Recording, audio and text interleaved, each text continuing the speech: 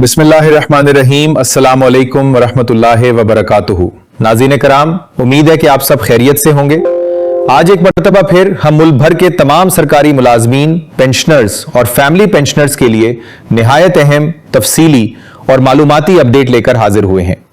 अगर आप भी तनख्वाहों में इजाफे, नए पे skills, ad hoc relief allowance, disparity reduction allowance, pension में इजाफे और दीगर हुकूमती मराद के हवाले से मुस्तनद मालूमात जानना चाहते हैं तो इस वीडियो को आखिर तक जरूर देखें, क्योंकि आज हम एक एक नुक्ते को आसान जबान में तफसील से समझाएंगे।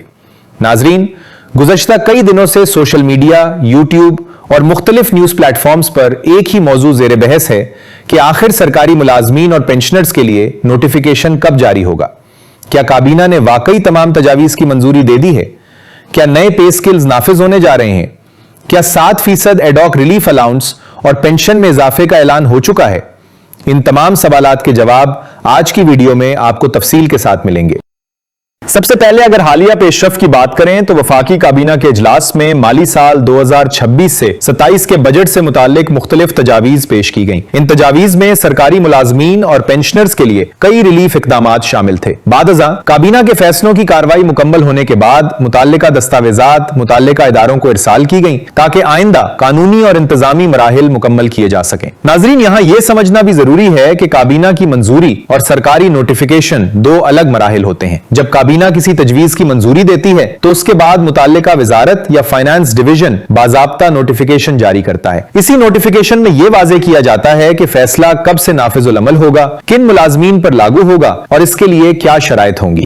अब अगर नए पे स्किल्स की बात करें तो बजट तजावीज के मुताबिक हुकूमत ने पुराने पे स्ट्रक्चर का जायजा लेने के बाद नए पे स्किल्स मुतारिफ कराने की सिफारिश की है। इस मकसद के लिए बाज़ साबका एडहॉक रिलीफ बुनियादी तनख्वाह में जम करने की तजवीज भी दी गई है ताकि मुलाजमीन की तनख्वाहों का निजाम ज्यादा शफाफ, मुनज्जम और जदीद तकाजों के मुताबिक बनाया जा सके। इसी तरह एक अहम तजवीज 7% एडहॉक रिलीफ अलाउंस की भी है। इस तजवीज के मुताबिक तमाम अहले वफाकी सरकारी मुलाजमीन को उनकी रनिंग बेसिक पे पर 7% इजाफी रिलीफ देने की सिफारिश की गई है। हुकूमत का मौकिफ है कि मौजूदा महंगाई, बढ़ते हुए अखराजात और माशी दबाव के पेश नजर मुलाजमीन को यह रिलीफ फराहम करना जरूरी है ताकि उनकी कुव्वत खरीद में कुछ बेहतरी आ सके।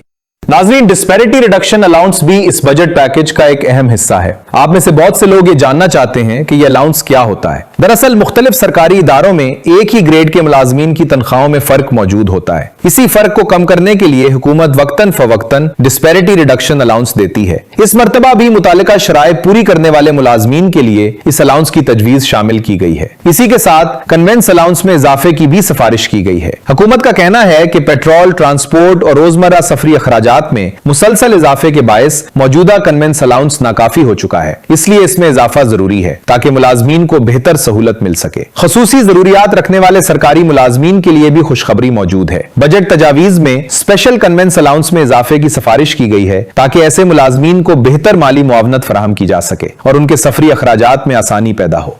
इसी तरह सोल आर्म फोर्सेस के मुलाजमीन के लिए कांस्टेंट अटेंडेंट अलाउंस में नुमाया इजाफे की भी सिफारिश शामिल है। इसके अलावा बाज दीगर फोर्सेस और महकमों के लिए भी मुख्तलिफ अलाउंसेज में बेहतरी की तजावीज दी गई हैं ताकि तमाम मुलाजमीन को यकसा अंदाज में रिलीफ फराहम किया जा सके। अब बात करते हैं पेंशनर्स की, क्योंकि लाखों रिटायर्ड मुलाजमीन भी उस वक्त नई अपडेट्स का बेचैनी से इंतजार कर रहे हैं। बजट तजावीज के मुताबिक पेंशनर्स के लिए भी माली रिलीफ तजवीज किया गया है। इसमें बुनियादी पेंशन पर 7% इजाफे की सिफारिश शामिल है ताकि बढ़ती हुई महंगाई के असरात को किसी हद तक कम किया जा सके और रिटायर्ड मुलाजमीन को माली सहारा फराहम हो। ताहम यहां एक बात बहुत जरूरी है, जब तक मुताल्लिका सरकारी नोटिफिकेशन जारी नहीं होता किसी भी तजवीज को हतमी फैसला नहीं समझा जा सकता। इसीलिए हम हमेशा यही कोशिश करते हैं कि सिर्फ मुस्तनद और तस्दीक शुदा मालूमात ही आप तक पहुंचाएं और किसी भी गैर मुसद्दका खबर या अफवाह को हकीकत के तौर पर पेश ना करें।